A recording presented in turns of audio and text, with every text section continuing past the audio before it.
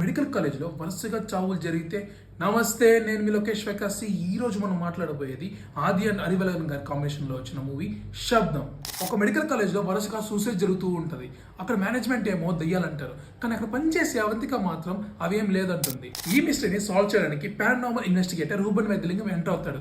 అవంతికకి అక్కడ జరిగిన సూసైడ్స్ కి కనెక్షన్ ఏంటి అనేది సస్పెన్స్.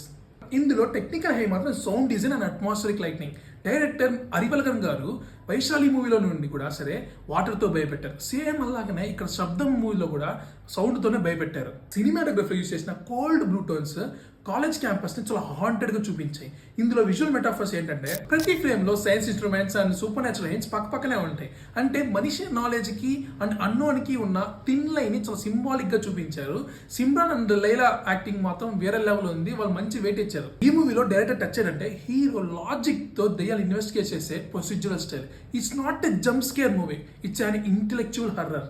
ఫైనల్ ఈ మూవీ ఆది గారి వైశాలి మూవీ వైపు టచ్ చేసినదని చెప్పి కమెంట్ సెక్షన్ లో తెలియజేయండి. ఈ మూవీ ప్రస్తుతానికి తెలుగు అండ్ తమిళ్లో G5 లో అవైలబుల్ లో ఉంది. సో వెళ్ళి చూసేయండి. రేపటి మూవీతో మళ్ళీ కలుద్దాం. Until we see again. Bye, tata, see you.